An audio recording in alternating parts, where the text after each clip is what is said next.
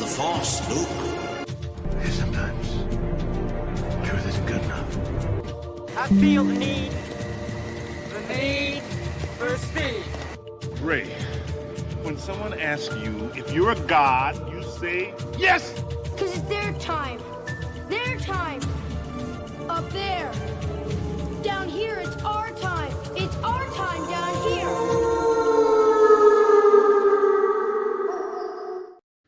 Hey everybody, welcome to FrostCast. We are here at episode 25. We are a quarter century old. So the last 25 weeks we've done this and we're enjoying it. So we're going to keep it going. So we're going to bring Winter Wolf in here and we're going to get started on tonight's episode. How you doing tonight, Wolf? I'm going to start us off with a quick fact check. I think we're on episode 26. I think this is 26. Did I skip 25? I did the 24 logo. I remember that. I had the Jordan logo, the Kiefer Sutherland logo. I thought we were 26. Are we not? Did I get that wrong? I think you got that wrong because I have all the episodes saved here on my computer. Never mind. Pay no attention to the guy in the Ravenclaw hat. Just listen to KZ, everybody. He's going to walk us into our format here. Here we go. So we know Ravenclaw messed up their cipher. Whoops-a-doodle. That's why they didn't win the tournament. Hey-o. All right. So if you did see our thumbnail, you know that we're going to be talking about a big recasting in the Star Wars realm. Ahsoka Season 2 has a new Baylan Skoll, which we all know that we needed because Mr. Ray Stevens passed away on us, so he will not be able to reprise his role. So they went out, and I think they found a pretty good replacement. Now, I got this picture right here where it shows what they look like side by side. And I think Tash and Rory McCann as the new Baylan Skoll for Season 2 of Ahsoka. Dude, let me just say right off the rip, right? I'm glad, number one, that they're not using any repurposed, unused footage of him from season 1. That's left a bad taste in my mouth. The more I think about how they use Leia and Tarkin, I don't think I want to see that. If they make new stuff based on an actor's likeness using AI and the actor and the family or whatever, we're on board with that. That's fine. But I think the leftover stuff enhanced with the AI is just weird. It's kind of ghoulish. Having said all that, number one, I'm shocked that Ahsoka's getting a season 2 anyway. Not exactly a banger with the viewing numbers. We know that. But No. this character, Baylan Skoll, was literally the only interesting thing about that show. And this show has a special place in your heart the same way The Acolyte does for me. So them finding the Hound, who's got that same, he can be soft-spoken, but he's Omega level intimidating even without the burned face from Game of Thrones. His posture is exactly the same as Ray Stevenson's was. So when they get him into like lightsaber combat mode, you're still getting that lumbering, Teutonic Knight kind of combat style. There's not going to be a whole lot of flips and do-si-dos and pirouettes and things like, no, he's a battering ram. Like he's built like one that's going to come through. Yeah, he's a straight paladin type build. Yeah, he's going to be big weapon. Yeah. Mm-hmm. I mean, Baylan Skoll's battle armor is essentially plate mail. Like when you look at like the distant shots of him in costume, like it ain't like Jedi robes and tunics. Like no, dude's plated up. Like he's ready for battle. Like some Cortosis like plate armor shit. Yeah, and he's the only one who actually had a mystery to solve that they didn't solve in like an episode. Like it was actually built throughout the was it 6 or 8 episode run of Ahsoka? I think they went 8. I honestly don't remember, but I feel like it was longer than 6. I think they went 8. Yeah, I think it was 8 too, because they did the 2 episode release, and then they had like 4 weeks after that. Yeah, we were on that show. We were on that show for a while. We were on that show for. But they built his story, him and his Padawan story, pretty well over the course of it, and it was like I wanted to get away from the main story so fast to get back to his story because it was actually compelling, and I think it would have made better TV if they just concentrated on Baylan Skoll. Well, no, let's just take a look at the character. Right? He's as close to what you're ever going to get, I think, in live action to what a gray Jedi probably is. Like he's got a focused, balanced outlook on, we got to use some violence to accomplish our, to get men's ends justifying means, all that kind of stuff. But I don't, like we were talking earlier in Skeleton Crew about Jude Law's character, I don't think Baylan Skoll is interested in hurting anybody that he doesn't have to get what he needs done. And I think what he wants to get done is a greater purpose. I don't think it's his own gratification to like rule the galaxy or vast sums of wealth or a vengeance quest. Like I think he's out to restore peace and justice, probably albeit in a distorted way, but I don't think that his mission includes, genociding planets. And and like you said, it's the only thread that they left open from the end of that crap series where he's on whatever planet and we see the giant statue of like the Mortis god, the father. I think I had people explain it to me from like Clone Wars references. Like that's intriguing to me because again, it harkens back to Filoni's better stuff. If they're drawing from that, good, because all the new stuff they invented for this show, including his apprentice, were nothing burger characters. Shin Hati, pointless. Yeah, I think this was the first, like season 1 was the first time we saw the lightsaber wasn't an insta kill when you got stabbed in the gut with it. My God, twice. It was just bad. It was just bad. That's, I mean, like everything else that isn't this dude on this show, and even the bits with his Padawan and them splitting, if you remember at the end of the last episode, he's like going this way, and she's like, I can't go on that path with you, or he invited her and she said, I don't want to go. I want to do this. This is what the actual mission should be, whatever. Like that's slightly compelling drama. The nonsense between Ahsoka and Sabine on that show, or Sabine and Ezra, or whatever they tried to do with Hera Hera doesn't work without what's his face, who's the Jedi that she fell in love with and had the kid by, from Freddie Prinze Jr.'s character from Rebels. Yeah, his name, and I'm embarrassed. All these characters work in pairs. You can't have Hera without him. It just doesn't work. I wish I wasn't forgetting his name because I do love that character a lot. But whatever. I've been up for 18 hours. Shit'll happen. So, but I'm excited because I think this is the only bright point to that show. We've said before about Rosario Dawson. Like, I don't think anybody, and this is always the shield we use, right? Nobody hates her in the role. No, everybody loves a diverse, strong female character. It's just there's something about the performance in live action. They're not letting her emote. They way oversold on the Ahsoka, the white character, where she's the solemn, arms crossed, there's no joy. Like I needed something a little younger to like her version on Clone Wars. And I get she's grown up now, she's an adult, but like loosen up a little bit. Like show me some of that Ahsoka. You can't be the monk. I think the monk is a tired trope, I think, everywhere. And I don't think Kanan Jarrus, thank you very much. Exactly right. The Hera does not work without her counterpoint there. Does not. So I think they're moving in the right direction with the recast, as you said, and I think that should actually, I'm kind of interested to see his portrayal of the character and see how close he watches Ray Stevens' portrayal of Baylan Skoll. So something to actually look forward to in the series, even though I was not looking forward to begin with. So, well, I think, and let me ask you this then, as the guy in the B seat, let me ask you the question then: if this character wasn't recast at all, is your interest in a season 2 effectively zero, and this rescued it from you not wanting to watch and review?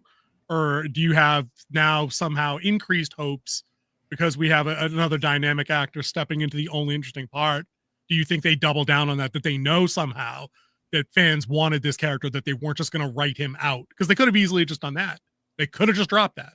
Yeah, they really could. And I think when it comes to my interest level, I think I would have still watched it for review purposes just because it would be fun. But other than that, I think this puts a little more gas in the tank, you could say, of wanting to see it, because I want to see how they do this and if they do Ray Stevens justice and how well Rory here, Rory does here to portray this character properly in like honor of Ray Stevens. I mean, I don't think they can go any other way besides that. Like, could you imagine the kerfuffle if they bring this dude into this role and somehow he wants to do like the younger generation Z outlook on life, where I got to put my own stamp on this role, and portrays him like a maniacal Joker-like character, like the Joker. Yeah. Like, how does that work? Like, no, he's going to try to emulate, I think, like you said, exactly the path that was laid out for the character, so they can maintain that mystique, that intrigue, that the value of the character that makes people want to come back and see more. Because otherwise, they could just drop this arc. Oh, he's on that planet. We never talk about him again. The same way we're never going to talk about Andor's sister in season 2. I guarantee that. Write that down. I'm taking bets. Like they went back and saw the feedback of what the low points were for these respective, because they film these like we said about traditional TV a while ago. When you're writing week to week and you have 40 episodes, you can take a pulse. Oh, the King Z character is not working out in this plot arc dating Rachel on Friends. We're just gonna write him out. And we're gonna do something new. These shows get made so many. This is what I'm saying, right? But it's a testing ground. You can get away with that. We're gonna make sure King Z in these 3 weeks is gonna go. He's gonna go back to college for some unrelated thing. And if none of those jokes land and none of those new side characters land, they just never talk about that time the character went to college again. There's actually a name for that. When they do that to a character, where the character kind of just disappears from a show, even after being a prominent character. It's called going to Mandyland. Based off the Mandy character from West Wing season 1. Interesting, because that phenomenon is obviously much older than West Wing. Like how I think going as far back as like it was a Joni and Chachi or Happy Days or one of them, that there was a younger, and they did it on Family Matters as well in the 90s. The youngest sister went up the stairs in one episode and literally never was seen again. Like they did not bring that character back next week, and they never referenced her. They took her photo off the hearth, off the fireplace, and that was a wrap. The Winslows only had 2 kids. Trudy was never spoken of again. We go back to the West Wing on this again. I could actually do a whole show on just the West Wing. I watch it. I know you're a fan of that. Yeah. But the president, Jeb Bartlett, his kid's name changed from the pilot to the rest of the series too. Like in the pilot, they kept the kid. They kept the kids, but their names changed. Yeah. a little different, but related. Like I think of another example. King of Queens. Like in the first 2 episodes, Doug and Carrie are the 2 main characters. Carrie had a sister that lives with them, down on her luck, ne'er-do-well sister. I think she's in the pilot in episode 2, and then starting episode 3, like, nope. Test screenings revealed. Nobody likes this character. We're not bringing her back. But you can't do that in shows where you film, what does it take to film a Disney Plus series of 8 episodes? Like 2 months, something a year? I don't know, whatever you pretty much can go an episode every 8 days minus Sunday. Even on the streaming format kind of things, like they'll still film it the same way, because when I worked on OBX, and you also do stuff that's called block shooting. So like if you have a location, you're going to shoot if that location's like on 3 different episodes, you're going to shoot all those scenes. You're going to bang them out and then divide them into what you need. Not like how they used to do it, where they used to shoot all right, we're going to have to shoot this. When I was on MacGyver, they shot a whole episode from start to finish in a week, because it had to be released in 2 weeks. Right. So these streaming shows, though, they're at the benefit of being able to keep the cadence where they can shoot every 8 days, but they sit on it for that wide release that we know all these platforms do. So they don't have the advantage of being able to say, oh, I don't know, this antagonist, Darth so-and-so, not really checking in with people at all. We need to reevaluate. Let's kill him off, kill her off, bring in a new big bad. They just can't. It's logistically impossible. Which is too bad, because I think that that forces them to either overcommit to stupid shit or play it so safe that we get things like the Skeleton Crew, where, like you said earlier, it's literally a show that harmed or offended nobody. Yeah. There's not even enough to pick apart other than like the superficiality of it, and that's all. Yeah, true. But speaking of harming and hurting people, let's talk about our next story. Allegedly. Got to use the alleged. A story came out about a famous author here, Neil Gaiman. I'm probably saying his name wrong too. Gaiman. G-A-Y. It's A-I, but A-Y is phonetic. Yeah. Neil Gaiman. Writers of such books as Bad Omens and Caroline and the Sandman. American Gods, Sandman, a billion things that you've known and loved, coming up through the 90s in particular, probably. Yeah, but if you go ahead and pull up the article, it looks like back in July or June or July, two women came forward on a podcast saying they were sexually assaulted by him. And apparently this isn't the first time, because another woman came up from like the 80s. So if we scroll down here a little bit. Yeah, I don't want to cover any of the graphic details. Like we don't need to read out like the specifics, because that. Yeah, July 3rd. That's what July 3rd is when they did the last year, explaining how like they were sexually assaulted by him, which has a wide definition of what sexually assault could be. But one of them got really graphic of like it was into I would put aggravated sexual assault on that instead of using the word. It won't that doesn't fly well on YouTube. Yep. So by pulling her down and forcing himself, let's just call that. And then like I think it's up to 7 women now have all come forward. Something like that, 7 or 8. I was seeing earlier when I was checking in on the story real quick, saying allegedly that they sexually assaulted them as well. Now he came out, I think, was it earlier this week, defending himself, saying that he never had. There we go, right here. This tweet right here that's in this article. We found this article on. I missed you at the top. Was it Deadspin or was it Hollywood Reporter? I think it was one of the two. That was at the Desmo top. Or something like that. Dismo. Deserto? DEX?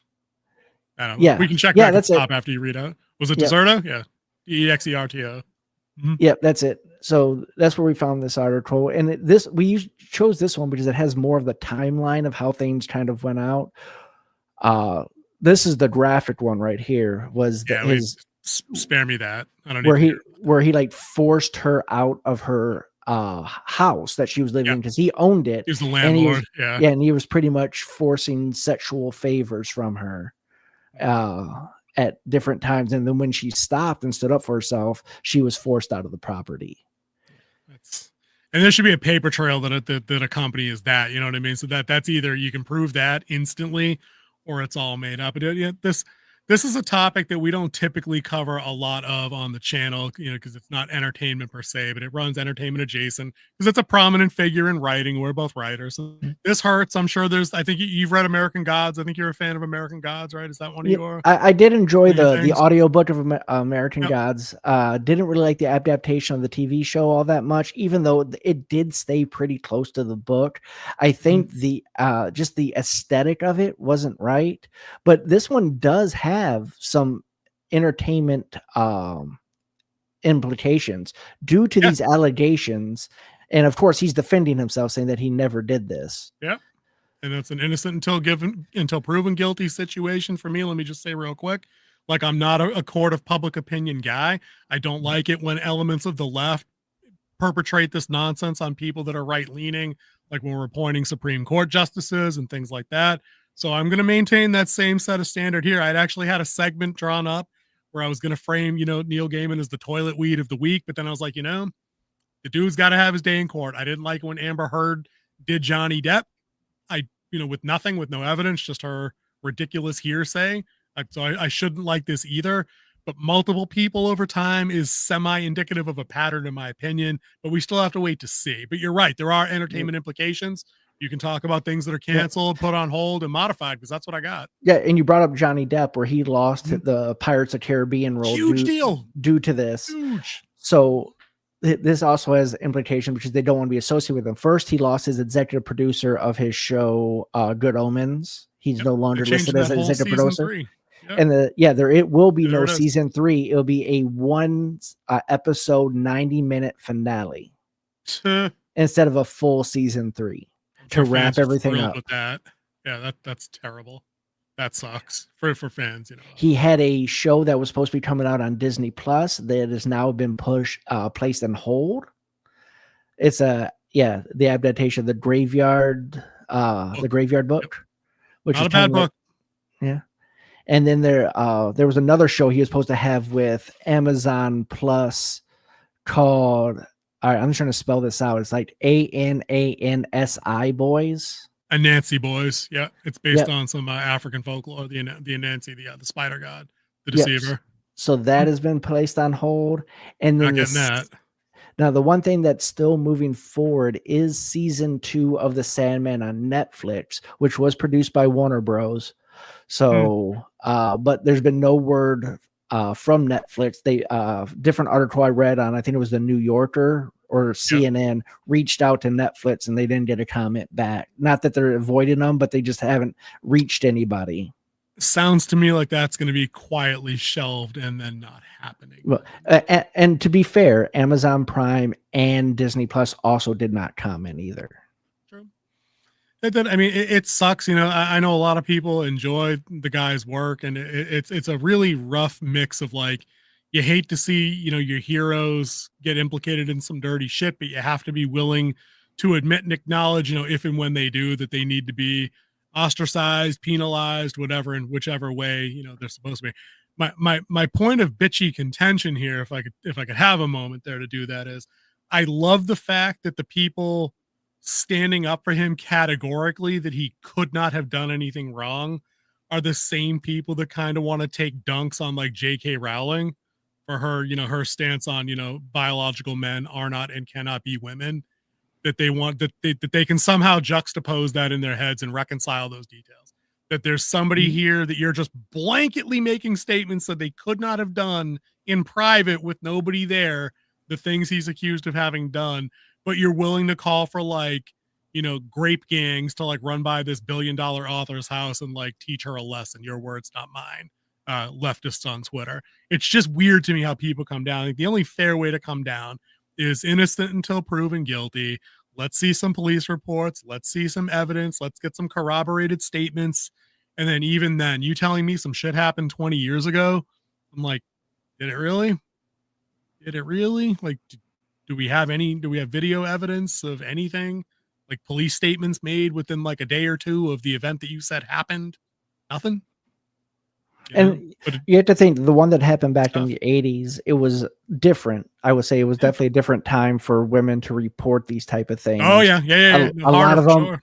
Yeah, a lot of it was, they brought it on themselves. They shouldn't have dressed that way. Shouldn't have been there. I do believe that it is easier today than it was in that time frame and earlier than that time frame for women.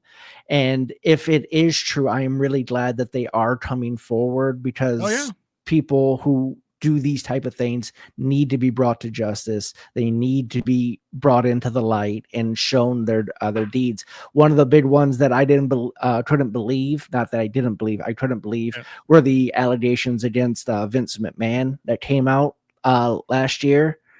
And I think the company did the right thing by removing him, while the federal is being investigated by the FCC for money laundering. And then, of course, his criminal case for sex trafficking a woman. And the other people who are not named in that case, but are alleged in that case, a certain former UFC champion and WWE champion. So let me get your take on that as it relates to here then, just in terms of you're a ride or die wrestling WWE fan. Yes. Like, where in the nutsack does that kick you when a guy whose company you've supported for 4 decades, goes either off the rails temporarily, or how does it change the way you view the product, if at all, or like, how do you reconcile all that? Well, one, I know it wasn't the product that did that. It was a man who did that. Now he helped build the WWE into what it was in his script writing. And I mean, we saw the warning signs and like the attitude error of what he thought of himself. But I think the company did the right thing was by suspending him, removing him, and then pretty much bought him out of his own company, and then putting someone who should have been in charge 3 years ago in charge of running creative and everything like that. So I think they're trying to right the ship. I mean, it's still condemning of the people who did support him. Most of them are gone from the company now. They got rid of all the Vince guys and but it was really condemning when he came back to the company after leaving the first time, when they first started the civil lawsuit that she filed. That's what I was going to ask you about next. Yeah, that's what I was going to ask you about next. Is, if you're cleared of these things, in your opinion, should you be allowed to retake creative control or operational control? He should, even if you're cleared, you should just be gone. I think that hurts. It's very telling when your own daughter won't come back to the company and resigned her CEO position because you came back to the company. Okay, I mean, that's an added level of depth and context to that particular case. Let me broaden it just to see kind of where the line might be. If that wasn't the case, if it was just a straight up, there were allegations made, you were cleared of all those things, could you simply return to your company minus any of that kind of incriminating anecdotal side stuff where like your own family doesn't want you around? Like, are you entitled? Is there any path to redemption if you get these allegations on you. I don't think so. One, because they sold the company and it's part of a bigger company now called TKO, which owns both UFC and WWE. That was a big deal. I remember that story. And that CEO wants nothing to do with him. One, because it will bring down ratings. I mean, they brought Hulk Hogan back, but Hulk Hogan is a 2-minute promo, get him off there because he's getting booed due to the racist comments he made 6 years ago or 7 years ago on a private conversation that he didn't know he was being filmed. And he talked about one person in particular. He made a racist comment about him. He tried to come back and apologize. People are like, you need to come more forward and apologize. You have to show us that and he never really did that part. He played on that I'm a legend, and he's getting the response from it. I saw that the other day. I was like, oh boy. But I saw that they're also still using his face in promos with this WWF going to Saturday night. Now they're doing the Saturday night main event. Yeah, they brought Saturday night main event back. Yeah, they're still using Hulk in the in the promo for that. I saw that last night. And they also own his beer, Real American Beer. So so they've divested what they could. But yeah, I think it's a tricky situation. I hope if there's justice to be served out either which way, or both. I'm always a big fan of that happening. We've seen that happen where I think it was earlier or late at the end of 2024, the woman involved in the Duke lacrosse case finally recanted her entire story, however many years later, like absolving was it 3 kids, 4 guys? However many. I think it was 4. It was a good portion of that lacrosse team. Right. So, I mean, like, that again, that's another log on my anti-Me Too fire on top of the Amber Heard log. I'm like, I don't believe everybody for anything anymore. But if you bring me a stack of receipts, I'm the first person to be like, this dude, this chick, they all need to go. You know, you lie about the allegations, you need to go to jail for whatever the term would have been had I been found guilty. You know, and if you're a dude that perpetrates the crime, go fuck yourself. Like, you get to go away. You into the wood chipper for you. Okay, I'm good with that. Pretty much. Good with that. Let's get into something more pleasant. Well, let's move. Oh, dude, you know what? You've got a Knights of the Old topic, right? Yes. Let me throw the 2 little ones I had, the little 2 mini topics at you real quick, and then we'll get into the deepness of Knights of the Old, because I think there's a lot to unpack there. And these are semi-entertaining. Okay, so I know you're not a big PlayStation gamer. You haven't been on one in a hot minute. Okay, but I know you're aware of the phenomenon in early 2024 that was Helldivers 2.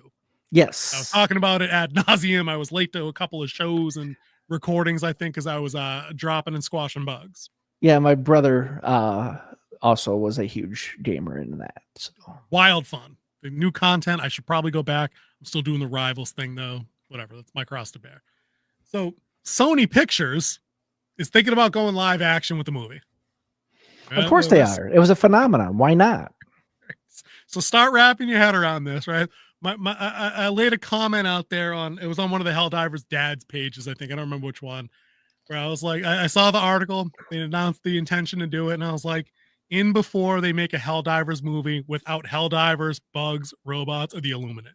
Because I could see them making this movie about just some rando bureaucrat on Super Earth with none of that stuff that makes Helldivers. Just like, I mean, dude, we not just talk about the Sonyverse like two shows ago, where like, dude, you had everything you needed. And you thought that instead you should just make villain movies with no Spider-Man and make them relatable. Like, they're going to make me a Helldivers movie that has nothing to do with any of the crap in the game that makes it great. I guarantee it. It's going to be disappointing as fuck. It's Sony. What name the last hit Sony had as a movie or television show? Can't. Other than Enter the Spider-Verse. I think that was, and those are a few years. I mean, Across the Spider-Verse is what, 2 years old now, 3 years old, 2 or 3 years old. Yeah, it's at least 2, and they're still like 2 years away from doing the final one of that. Minimum. I don't even think that's in pre-production yet. I don't think they have anything going on for that, because this last Sony bit bombed so hard they're restructuring things. I don't think that's going to be touched with it. I don't think that. I hope not. I think that project. Yeah, I don't think that project's going to be touched by the misgivings of the Spider-Man villain verse. Oh no, I didn't mean on a quality level. I mean like more like, we've sunk $2 billion into these movies or whatever. We really need to tighten up costs, manage what we do elsewhere. I think if they make the movie, it'll be fine, because the other 2 have been great. 1 was better than 2 in my opinion, but that's only because I got ambushed with the cliffhanger ending of Across the Spider-Verse. I think a lot of people were. Yeah. But I'm down for a Helldivers movie, but I feel like also that I already have that at home. I have Starship Troopers, and that's basically Helldivers the movie anyway. It's exactly the same thing, you know, utopian fascist society nonsense going on, the fake patriotism, everybody's down for democracy. I'm doing my part. I'm doing it. Would you like to know more? Like all that good stuff. Like that's literally Helldivers 2. Like the game starts with that commercial. It really, like if you've never seen it, look up the intro. It's kind of funny, right? But I think it would lend itself to, you could actually tell that layered satirical view of like ultra patriotism and super democracy and all that stuff, but also get into a really rated R gnarly bugs and robots, like Terminator style robots just fucking you up, you know, and then like let the humor fall off when that happens. And you just tell us, because it's a 4-man squad. If you're not familiar with the game, it's a 4-man drop squad. So, I mean, you could tell a contained story of like guys drop in, they think there's Pelican 1, the drop ship is coming to get them out when they complete the mission, but they can't. You know, they could come to terms with some stuff. But there's some stories to break there for sure. But I don't know, I'll keep you posted on that. And then the other one, this is the good topic. What do you got? Well, I was going to go with it. I'm like, what if they took that type of idea and mixed it with OSDT? Oh, ODST, Halo? Yeah. It's essentially that. They drop in hell pods. That's like the deal. But like the gameplay is such that if you complete the missions, the dropship does pick you up. You know, you're expected to likely die, but you're not expected to die. Like you're not a suicide soldier. Like it's not that. But like that, it's essentially the same vibe. But yeah, there's a billion things they can do. But the game I wanted to get your attention on here, because I know you're a giant fan of the IP. It's one of your favorites. It's probably as big a favorite as the Acolyte. You want to take any guesses what franchise is getting a game? In VR, no less. Can't wait. Come on. It's right there. I'll give you a hint. It involves harvesting grain in slow motion. No. Yes. Rebel Moon is getting a VR. Dude, I didn't pull the article. It's on joeblow.com, right? The pretty decent site that I check in for horror movies and pop culture stuff from time to time. Guys, go check it out. JOBLO.com. Dude, Rebel Moon getting the VR treatment. I'm like, dude, they probably should have just started with that, not spent $1 trillion on movies, and then just gave me a game about that girl blasting soldiers coming out like the Emperor's troops in VR. How do you might know not it be could be bad. the blastering part? It could be the farming part. It's gonna be the farming part. It's gonna be the farming part completely. I can't wait to see the tech tree for upgrading my scythe. Oh my god! I thought you get an omega level kick out of that, dude. Oh man! I mean, they already have Farm Simulator out there. I mean, why do we need a VR version of it? See, but like Farming Simulator 2024 is like a good game, though. It's actually this complexity to it. Like it's actually got a learning curve. This game is going to be 10 pounds of hot dog shit in a 5-pound bag with a hole in the bottom. I guarantee that from jump. But I'm still going to be Johnny on the spot for getting gameplay footage of this in VR mode. I'm not buying a PS5 rig for the VR. Like I'll just rip somebody's YouTube footage and show you a couple of seconds. I have no release date, but I thought you get an omega level kick out of knowing that they're just not done with this game. They just can't let a dead dog die, can they? Like, just leave it be, guys. Like, what's next, dude? Like a tabletop game series? I think they have that. Now that I think of it, I think that's a thing. Stop it! Like, he's already dead. He's already dead. Like, leave this poor franchise alone. You guys tried. Everybody watched the first one. It got great viewer numbers. The reviews were terrible, but it got eyeballs. People were appreciative that like somebody tried to make something new, but it's like, we just realized that it was just, no, you took everything from like Star Wars and Battlestar Galactica and Warhammer, put it in a blender and like hit puree. And then like, it just spewed one of those awful green nutrition shakes everywhere. Yeah. It was not good. I mean, it was a coal-powered starship. It was a coal-powered starship with an old Star God's head as like the fusion drive or something. You remember that shit? There was like a disembodied head in the hangar bay, and like you could take it down by shoot. Remember this? You could take it down by shooting one of their like aft cannons outside. You remember they did that shit when like the other rebel showed up? Like, so if you destroy like a machine gun battery on an aircraft carrier, does that somehow detonate the magazine that sinks the boat? Like, I didn't think it worked that way, but maybe it does. That way either, but... I mean, maybe on a sub, But like this was suborbital. They were already like in atmosphere. Like you can't blast a cannon outside of a ship with like a standard fight. Dude, I don't do. Go back and watch that review. It was funny. Kingsey almost had a stroke. Oh man, they're still farming. Make it stop. It was pretty good. Dude, I mean, dude, have you ever seen? It was like watching Gladiator, but like not giving a fuck. It was literally watching grass grow. It was, and then sifting, and I remember sifting the grain. Yes, and then like it's bouncing up. Right, like this in slow motion. Like this scene works if it's part of a show where like I already care about the characters and like I don't want them to die, but I know this is their last harvest before they die, and they're just doing it anyway symbolically. But it wasn't. They were slow motion farming under pressure to make a quota. Remember, I hate that I know that. I hate that I remember that about Rebel Moon. It's a bug's life. It's a bug's life. Dude, I told you I watched part 2 on my last trip down to Disney, right? Did I tell you that? I watched it on the plane, and like I couldn't make it. Like I had to watch it like 10 minutes at a piece because I just couldn't do it. I'd either laugh myself stupid at how bad it was, or like I was just more interested in like eavesdropping on other people's conversations. Like that's all I could do. Right? JetBlue was packed. I don't ever get the whole. You ever see these pictures online from Facebook where like people are like, oh, I got the whole row to myself on this flight. I'm like, that's never happened to me. I've had that in an overseas where were flight you too. I was like, is it only an international flight where that tends to happen? Because anything domestic, I've been packed every time. Yeah, I think that domestic you probably especially to won't Orlando, get that. Especially from up here to Orlando, everybody's doing that shit. Yeah. All right, so I will keep you posted on the VR. Let's jump into our final topics. That way we can hopefully stretch it to, get to our time limit, because there's a lot, dude. Knights of the Old is a banger game. You can intro it any which way you see fit. And let's just chat about story. We were just talking about games. We might as well talk about a game here that has a huge nostalgia part. That is the Knights of the Old Republic. I mean, who doesn't remember this title? This cover. Everybody wanted this game. Everybody was playing this game. We talked about it at school when it was out. And then they came out with part 2 that was a pretty good video game sequel. Most video game sequels don't really live up to the original. Mm-hmm. I think where it fell off is when they tried the MMO version of it. They did the Old Republic MMO. That was after. Yep. Yeah, that was way after. It was way after the first 2. Yeah, these are pre-internet gaming. These were console RPGs, single player. Yeah. Mm-hmm. I can't remember exactly what console it was on. The original box, I think. This was an Xbox or original Xbox title, I believe. So that era of console. Didn't the Knights of the Old Republic come out when we were still in school though? I don't think so. Like college. College, okay. Yeah. Like freshman year, or maybe it was early. It was late 90s, early 2000s at this. Definitely not a 2000. Oh no, it would have to be.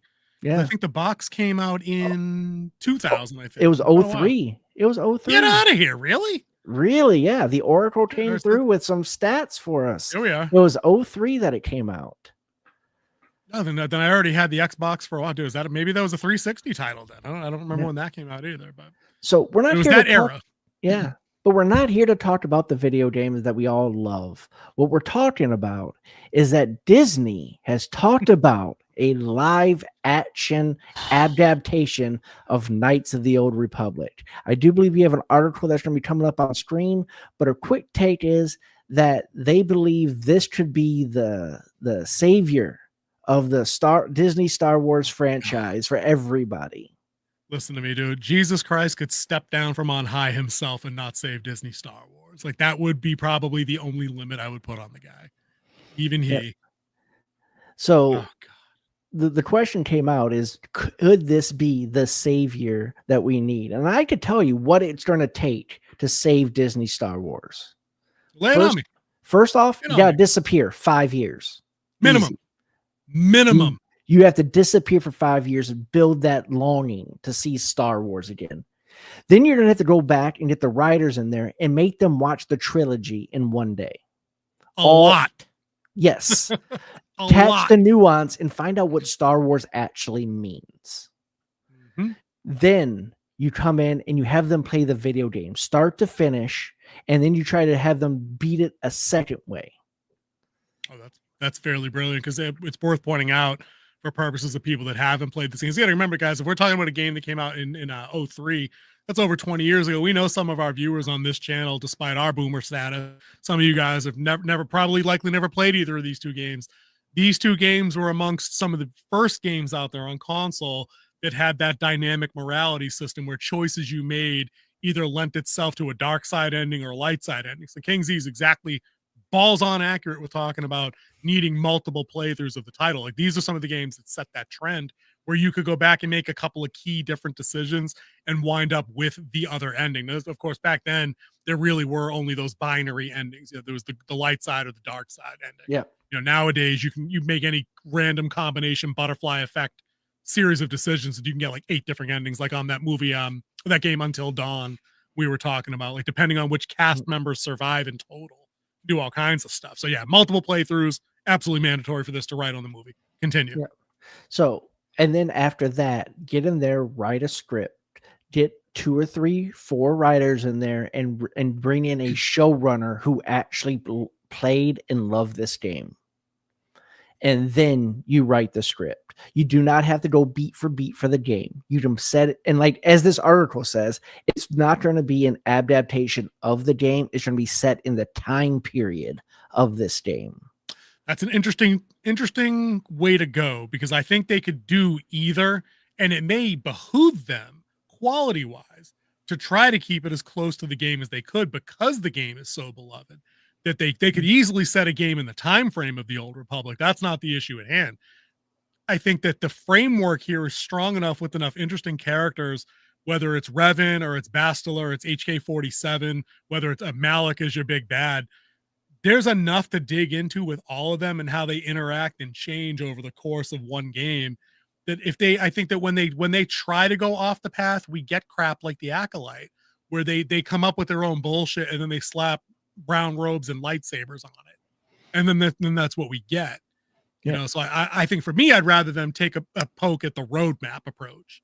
Yeah, but you want them to go a little freestyle. Yeah, and like this little verb right here in the article says is that the what this can give them is Disney getting away from the Skywalker era, which they desperately need to do because they're killing the Skywalker era, and twice over. But then have something that's deep in the roots of the lore and history of the Star Wars universe that the Acolyte failed to do with their High Republic timeline. And that's the thing. The High Republic, I think, is probably going to be phased out of print in the next couple of years. Those titles don't sell in comics. They don't sell in novelization form. There is no game dedicated to it. It's not included in any MMO that I'm aware of, because I think Star Wars is still played online. And there's no elements of that there. It's crap. But Knights of the Old, because it takes place like, is it 4,000 years? It's like 4,000 or 5,000 years ahead of prime Skywalker timeline. Yeah. So all they have to do in the context of that is not do anything that makes it so the Empire doesn't happen 4,000 years later. Like, that's it. So you don't have to do any stupid shit like, oh, I don't know, we killed the Force and now we got to get like, nope. You can just have Jedi and Sith in the galaxy, unrelated battles, power structure, however you'd like it, because it's 4,000 years ago, You mean like how Dune Prophecy got it right and did it 10,000 years before Paul Atreides? Saying, I mean, the blueprint is there. I think that in sticking close to the game, because the game has so many great beats, including, guys, which is one of the best twists in history, is that your player character, your guy in the game, is the guy that everybody's talking about that was like the most badass Sith of the era. Like, your guy is Revan. Like, it's the best twist ever. And like, when that happens, when that reveal comes, I think if your dude ends up like the camera pans up on you and you realize the face in the mirror is the Revan mask. It's been years since I played that game. You guys could check out the cutscene on YouTube. I'm sure it's there. But like, it's a gut punch. It's an absolute slap in the face. You're like, wait a minute. I've been making good guy decisions all along, wondering why certain NPCs in the game shit on me. It's because other people knew the truth, but you didn't. You know what I mean? Your love interest in the game, Bastila Shan, has a dark side turn. Your former apprentice is now the baddest ass Sith in the galaxy. I just think there's so much there that they could use. But like you said, we need the 5-year gap minimum, because there was so much there for Ahsoka with like the Thrawn trilogy stuff. And look what we got. Yeah. We got diabetes Theron.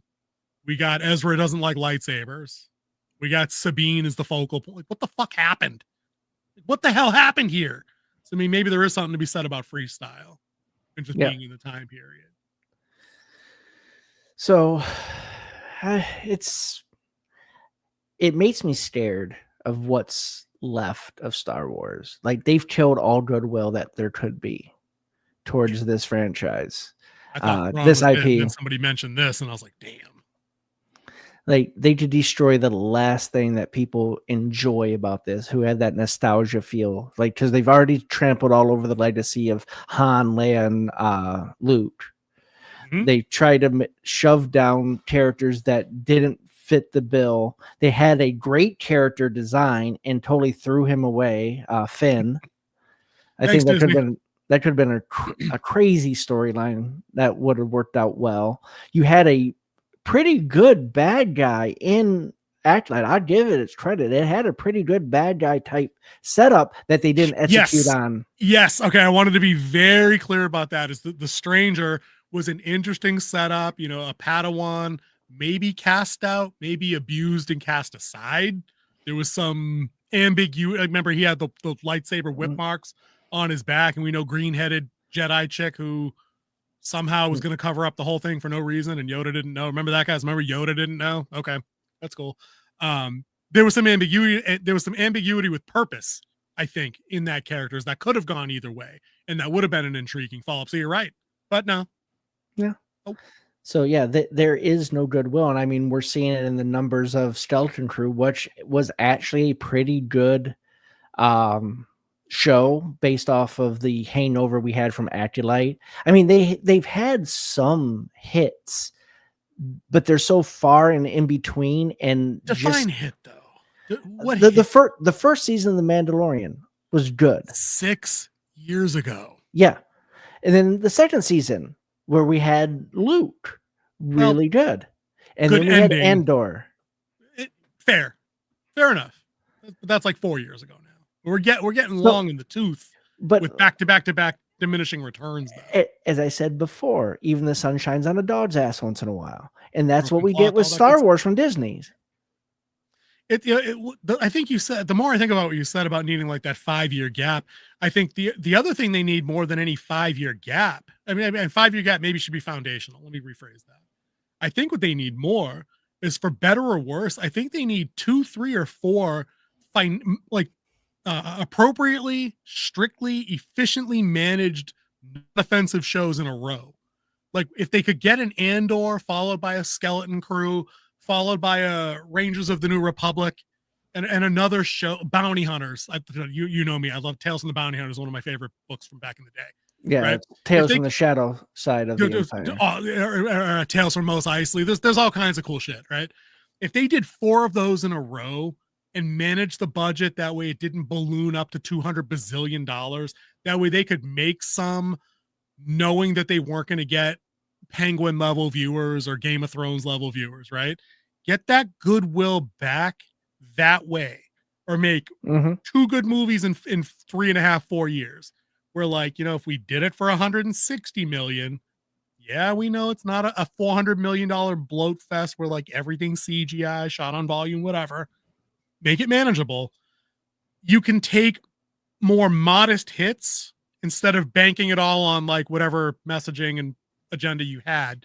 That gets the goodwill back, but you have to string them, and you have to string them back to back to back to back. Or just shiny eye candy either. You need compelling stories too. At a minimum, there needs to be at least the compelling story. Sadly, I don't think is as important as having at least a compelling character doing something. And that's because I think Andor's story, not compelling, but the character kind of is. He's a kind of a guy that was skating. He's an everyman. You know, a lot of the characters in there are kind of compelling, like Luthen Rail. Why are we doing all these things? But that's powered by an actor. But that's what I'm saying, that they can have that. And that's even enough at this point, because the story has been so bad that it doesn't matter. But they need them in a row. Like, you're a big sports fan, right? Yep. If your team from whatever sport only made the playoffs every 3rd year, is that fun for you? No, it's not. It sucks. And you know a little bit about that. 30. Saying, you know, like, no, it's not fun, but like teams that make it to like the AFC round, every year, every other year, they break through and get to a bowl, they win or they don't. Like that fan base is generally satisfied. Yeah, they find a way to get back. They find a way to retool, even though they might have a down year. They get hot at the right time, and then they make a run. Miracles, and then like the miracle happens. Somebody, there's a big pick, big touchdown, big turn of events, 28-3 versus Atlanta, that kind of thing. Like those are the stories that people remember.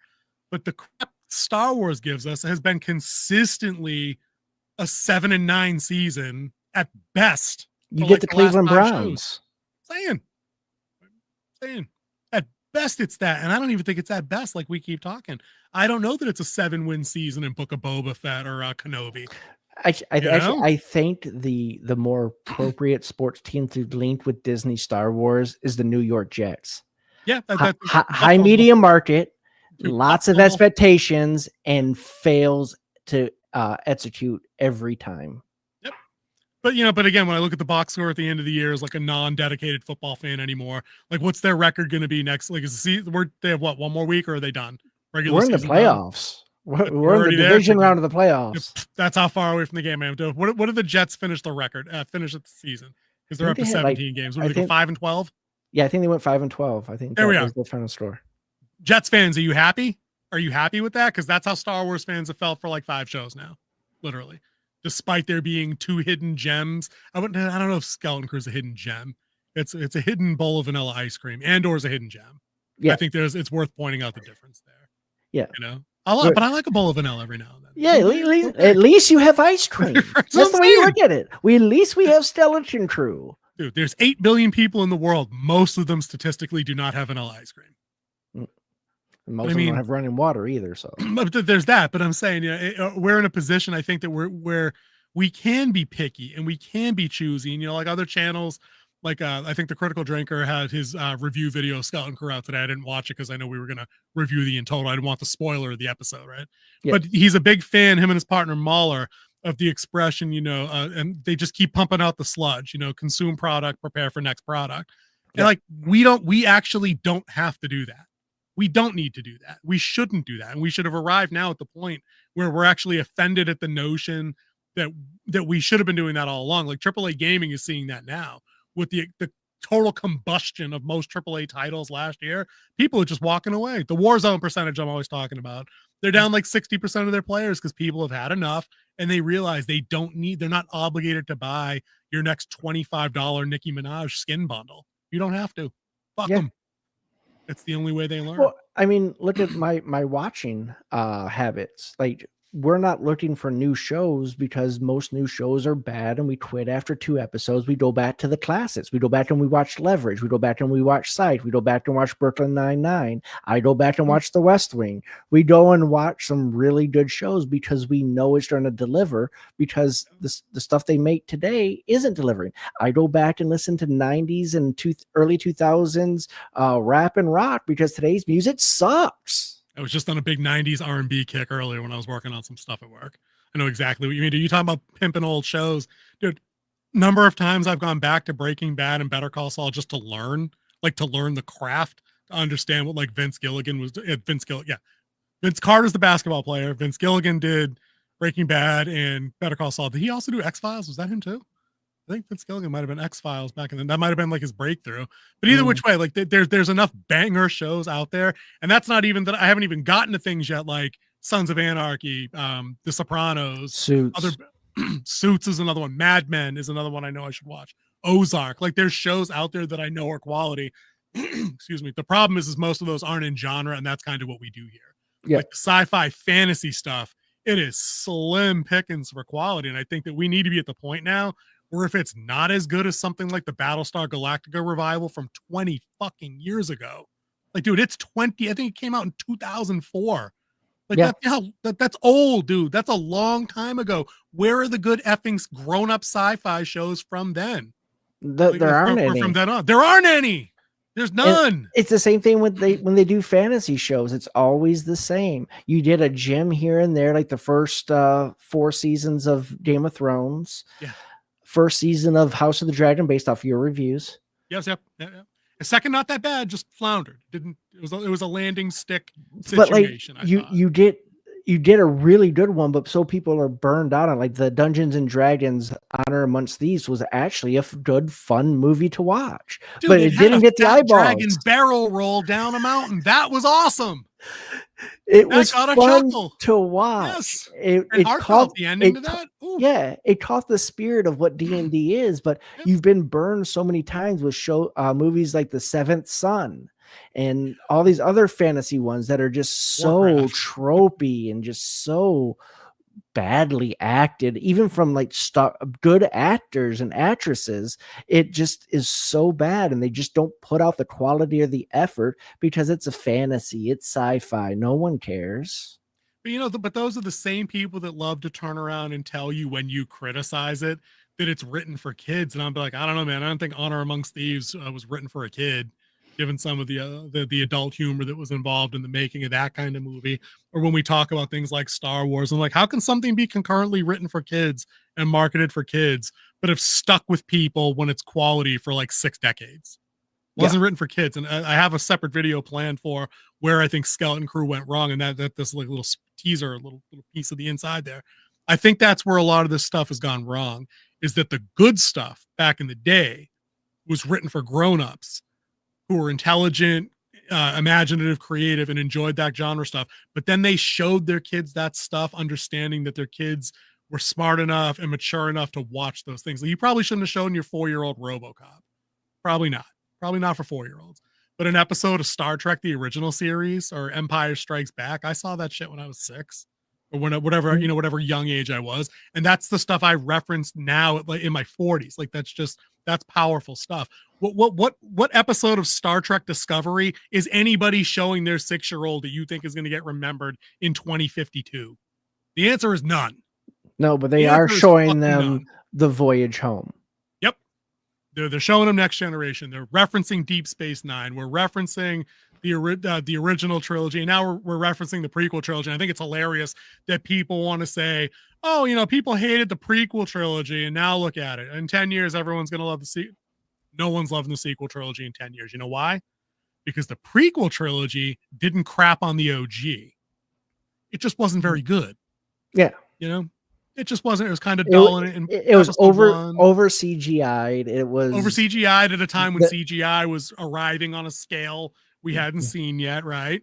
Yeah, I mean, they made the joke like, all right, the frame, there's a little corner right here. We'd probably put something CGI right there. Let's Battle droid. Right, exactly. Bantha poo. Yeah, no, they do that. But there's still a fondness for some of the stuff in those movies. People like, especially the end of our Revenge of the Sith, people like the Obi-Wan, Anakin saber battle. That's one of everybody's favorites. The Order 66 going down live action, dude. Stab, that one hurt. Like that was brutal. Seeing Vader before he had the suit on. Yep. Yeah, dude. Yep. What I'm saying. So I mean, criticisms of acting and dialogue aside, like, it didn't ruin anything about the original trilogy for me. Nothing. But the sequel trilogy found a way to ruin 6 movies, part of the Clone Wars, 40 books. You know what I mean? Like, that's an achievement. I don't know what you're talking about. Books? There's books? Who said there were no books? I have it on good authority that there was no source material to draw any of this from. Not like that Harry Potter shit. That's just what no one uses books anymore. What's a library? What's Legends? What's that all about? Anyway.